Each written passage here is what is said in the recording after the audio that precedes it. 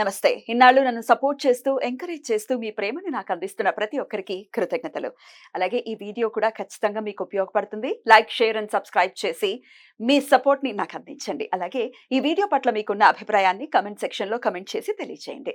ఇప్పుడు వీడియోని చూద్దాం. ఓం శ్రీ గణేశాయ నమః. ఓం శ్రీ విష్ణురూపాయ నమః శివాయ. నమస్కారం అండి. 2024 జూలై మాసంలో ద్వాదశ రాశి వాళ్ళ మాస ఫలితాలు ఎలా ఉందో తెలుసుకుందాం. దానికన్నా ముందు ఈ ఒక మాసంలో అంటే 2024 జూలై మాసంలో గ్రహ సంచారం ఎలా ఉందో తెలుసుకుందాం. అంటే ఏ గ్రహాలు ఏ రాశిలో సంచారం చేస్తున్నారు అని తెలుసుకుందాం.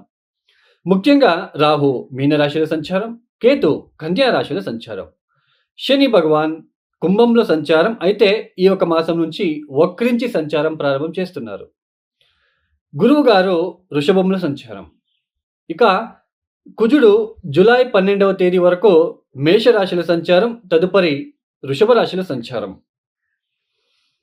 సూర్యుడు జూలై 16వ తేదీ వరకు మిథున రాశిలో సంచారం, తదుపరి కర్కాటక రాశిలో సంచారం.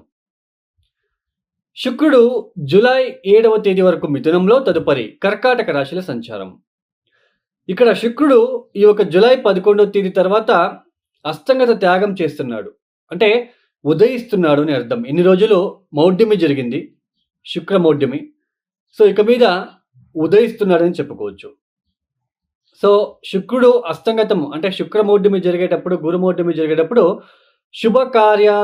శుభకార్యాలని చేసుకోరాదు. అందులోన పెళ్లి కావచ్చు, గృహ ప్రవేశం కావచ్చు, ఇలా శుభకార్యాలకి నిషిద్ధమనే చెప్పుకోవచ్చు. ఎందుకంటే వీళ్ళిద్దరు ప్రముఖులు శుభకార్యాలకి, పెళ్లి విషయంలో, ఒక ఇంటికి సంబంధించిన విషయంలో వీళ్ళిద్దరూ ప్రముఖంగా పాత్ర వహిస్తారని చెప్పుకోవచ్చు. సో ఈ ఒక మాసం జూలై 11వ తేదీ తర్వాత శుక్రుడు ఉదయిస్తున్నాడు. బుధుడు జూలై 18వ తేదీ వరకు కర్కాటక రాశిలో సంచారం, తదుపరి సింహ రాశిలో సంచారం. ఈ ఒక గ్రహ సంచారరీత్యా ద్వాదశ రాశి వాళ్ళకి ఎలా ఉందో తెలుసుకుందాం. ముఖ్యంగా ప్రేక్షకులకి ఒక మాట చెప్పాలనుకుంటున్నాను. ఇక్కడ ప్రతి ఒక్క వ్యక్తికి కూడా, ప్రతి ఒక్క జీవికి కూడా తన ఒక్క కర్మ నుంచి, అంటే తన ఒక కర్మ ద్వారా వచ్చే ఫలితాలు. ఇక్కడ వాళ్ళు పుట్టినప్పుడు వాళ్ళు పుట్టిన డేట్ ఆఫ్ బర్త్, టైమింగ్స్ ప్రకారము ఇక్కడ ముఖ్యంగా వాళ్ళ జన్మ జాతకంలో ఏ గ్రహ దోషాలు ఉన్నాయి, ఏ ఇబ్బందులు పడుతున్నారు, అంటే కర్మానుసారంగా వాళ్ళు చేసిన కర్మానుసారంగా ఈ ఒక జన్మలో సో సుఖమా దుఃఖమా అని నిర్ణయించేది జాతకం. ఇలాంటి జాతక చక్రంలో గ్రహ దశాలు అనేది చాలా ఇంపార్టెంట్ అండి. గ్రహ దశాలు అనేది చాలా ప్రముఖమైన పాత్ర వహిస్తుంది. ఇప్పుడు చూడండి, ఒక దశాభుక్తిలో అంటే ఇప్పుడు చంద్రమహాదశ శని భుక్తి, చంద్రమహాదశ బుధ భుక్తి, చంద్రమహాదశ కుజ భుక్తి, ఇలా దశాభుక్తులు వచ్చినప్పుడు, ఒక దశాభుక్తులు వచ్చినప్పుడు, ఒక భుక్తి వచ్చినప్పుడు చాలా ఇబ్బంది లేకుండా ఉంటుంది. లైఫ్ అనేది చాలా బాగా వెళ్తూ ఉంటుంది. ఒక భుక్తి వచ్చినప్పుడు చాలా ఇబ్బందులు పడాల్సి ఉంటుంది. ఇలా దశాభుక్తులు ఫెయిల్ అయినప్పుడు గోచారంలో, ఇప్పుడు రాశి ఫలితాలు మనం చెప్పుకుంటున్నాం కదా. సో దశాభుక్తులు ఫెయిల్ అయినప్పుడు గోచారంలో ఉంటున్న ఒక గ్రహ సంచారాల వల్ల, ఇప్పుడు గురుబలం ఉంది, శని బలం ఉంది అన్నప్పుడు దశాభుక్తులు ఫెయిల్ అయినప్పుడు ఇవి ఆదుకుంటాయి మనల్ని. సో ఇలా దశాభుక్తులు బాలేదు, గోచారంలో గురుబలం లేదు, శని బలం లేదు అన్నప్పుడు చాలా తీవ్రమైన కష్టానికి గురి అవ్వాల్సిన ఒక ప్రమేయం ఏర్పడుతూ ఉంటుంది. సమాజంలో అపకీర్తి కావచ్చు, మ్యారేజ్ విషయంలో అంటే పెళ్లి జీవితంలో ఇబ్బందులు కావచ్చు, కుటుంబ వ్యక్తులతో తగాదాలు కావచ్చు, అన్నదమ్ముల మధ్య తగాదాలు కావచ్చు, ఇలా ఒక దశాభుక్తులకి తగ్గట్టుగా కొన్ని పరిహారాలు వస్తాయండి. మనమే స్వయంగా మనమే చేసుకోవాల్సిన ఒక చిన్న పరిహారాలు వస్తాయి. చాలా ఉన్నాయి, దశాభుక్తికి తగ్గట్టు ఉన్నాయి.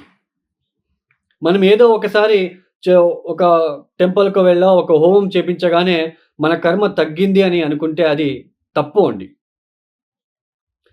ఇప్పుడు ఒక దశాభుక్తి జరుగుతుంది. ఆ దశాభుక్తి పీరియడ్ ఒక సంవత్సరం పాటు ఉంది అనుకుందాం. ఆ దశాభుక్తి బాలేదు అంటే ఆ సంవత్సరం పాటు మీరు ఆ పూజలు, పరిహారాలు చేసుకుంటూ వెళ్ళాలి. సో చాలామంది చెప్తూ ఉంటారు, సో నేను ఆల్రెడీ ఆ పూజలు చేశాను, ఈ పూజలు చేపించాను, వాళ్ళ దగ్గరికి వెళ్ళాను, వాళ్ళ దగ్గరికి చేపించాను అని. బట్ మాకు తగ్గలేదు. అంటే కొన్ని మీ జాతకంలో కొన్ని గ్రహాలు ఏ స్థానాల్లో ఉన్నాయి, ఏ రాశిలో ఉన్నాయి, ఆ రాశికి తగ్గట్టు మనం పరిహారాలు చేసుకుంటే ఇక తులారాశి. ఈ తులారాశి వాళ్ళకి ఈ ఒక మాసంలో సూర్య, బుధ, శుక్రులు, రాహు ఇచ్చే ఫలితాలు ఒకెత్తైతే, అష్టమ స్థానంలో ఉంటున్న గురు, కుజులు ఇచ్చే ఫలితాలు ఒకెత్తు. పైగా ఇక్కడ తులారాశి వాళ్ళకి పంచమ స్థానంలో శని వక్రించారు. మొత్తానికి తులారాశి వాళ్ళకి ఒక మాసంలో ఉద్యోగపరంగా అయితే చాలా అభివృద్ధిదాయకంగా ఉంటుంది. ఆర్థికపరమైన విషయాలలో కూడా కాస్త అభివృద్ధి ఉన్నప్పటికీ, ఆరోగ్యపరమైన సమస్యల ద్వారా ఆ ఒక ధనం కూడా ఖర్చు అయ్యే సూచనలుంటాయి. లేదా మీ మీద వృథా అపవాదం లాంటిది రావడానికి అవకాశాలుంటాయి. ఆకస్మికంగా చేయని తప్పులు కావచ్చు, ఏదో ఒక విషయంలో మిమ్మల్ని కించపరిచి, మిమ్మల్ని ఇబ్బంది పెట్టే ఒక సమయం అనే చెప్పుకోవచ్చు. పైగా పంచమ స్థానంలో ఉంటున్న శని వక్రించారు. ఇక్కడ శని కర్మకారకుడు. పంచమ స్థానంలో వక్రించినప్పుడు బుద్ధి చాంచల్యం ద్వారా కొన్ని ఇబ్బందులు తెచ్చుకోవాల్సిన ఒక ప్రమేయం ఏర్పడుతూ ఉంటుంది. సంతానం విషయంలో కాస్త కోపం ఎక్కువ అవ్వడం లాంటిది, లేదా సంతానం విషయానికి సంబంధించిన విషయంలో ఇక్కడ ఆరోగ్యపరమైన విషయాలు కావచ్చు, వాళ్ళ చదువుల విషయాల్లో కావచ్చు, ఇలా ఒక సంతానానికి సంబంధించిన విషయంలో ఏదో తెలియని బాధ లాంటిది కూడా ఇక్కడ కనిపించడానికి అవకాశాలుంటుంది. మొత్తానికి తులారాశి వాళ్ళకి కాస్త ఆరోగ్యపరమైన ఇబ్బందులు, ఆర్థికంగా ఖర్చులు ఎక్కువడం లాంటిది, బుద్ధి చాంచల్యం ద్వారా, ఆతుర నిర్ధారం ద్వారా కొన్ని ప్రమాదాలు కోరి తెచ్చుకునే ఒక సమయ సందర్భాలు కూడా వచ్చే సూచనలుంటాయి. సో, అనుచేత ఇక్కడ ముఖ్యంగా తులారాశి వాళ్ళు ఎటువంటి నిర్ణయాలు తీసుకోవాలనుకున్నా కూడా కాస్త ఆలోచించి, 1కి 2 సార్లు ఆలోచించి నిర్ణయాలు తీసుకున్నట్లయితే మంచిది. ఉద్యోగ విషయంలో అయితే పెద్దగా ఇబ్బంది ఉండదు. పైగా నవమాధిపతి లాభస్థానంలో ఉంటున్నారు.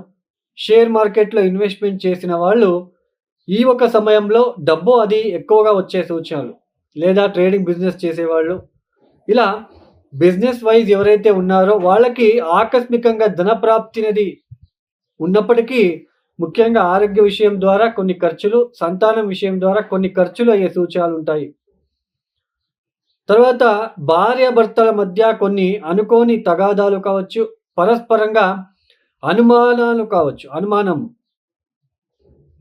భార్యాభర్తల మధ్య కొన్ని అనుమానాలు, సందేహాలు వచ్చి కొన్ని ఇబ్బందులు తెచ్చుకునే అవకాశాలు కూడా ఉంటాయి.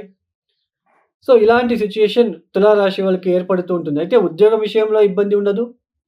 ఆర్థికంగా, బిజినెస్ పరంగా కావచ్చు, ఇలాంటి విషయంలో అయితే పెద్దగా ఇబ్బందులు కనిపించదు. స్వయంకృత అపరాధం ద్వారా కొన్ని ఇబ్బందులు కోరి తెచ్చుకునే అవకాశాలు కనిపిస్తున్నాయి. మీ రాష్ట్రాధిపతి శుక్రుడు దశమ లాభస్థానంలో సంచారం చేస్తున్నారు. నవమాధిపతి కూడా లాభస్థానంలో. ఇది మీకు కొంచెం ప్లస్‌గా మారుతుంది. ఆర్థిక విషయంలో ప్లస్‌గా మారుతుంది. ఉద్యోగం విషయంలో ప్లస్‌గా మారుతుంది. అయితే ఉద్యోగం విషయంలో శారీరక సమస్యలు ఏర్పడుతాయి. అంటే బాగా ఆ పని చేసి ఆ శరీరం అనేది అలసిపోతూ ఉంటుంది. మొత్తానికి తులారాశి వాళ్ళు తప్పనిసరిగా అష్టమ స్థానంలో ఉంటున్న కుజ, గురువుల దోషం నివారణ కోసం కందిపప్పు, శనగలు నానబెట్టి ఎద్దులకు తినిపించండి. తర్వాత అమ్మవారికి పసుపు నీళ్ళతో అభిషేకాలు లాంటివి చేయించుకోవడానికి ప్రయత్నం చేయండి. హనుమాన్ చాలీసా ప్రతిరోజు తప్పనిసరిగా 5 సార్లు లేదా 11 సార్లు పఠించడానికి ప్రయత్నం చేయండి. భువనేశ్వరి గాయత్రి మంత్రాన్ని చదువుకోండి. మరియు వృద్ధాశ్రమాలకు వెళ్ళి మీకు తగిన సహాయ సహకారాలు అందించడానికి ప్రయత్నం చేయండి. ఈ ఒక వీడియో మీకు నచ్చితే లైక్ చేయండి, షేర్ చేయండి, సబ్స్క్రైబ్ చేసుకోండి. సర్వే జన సుఖినో భవంతు. ధన్యవాదములు.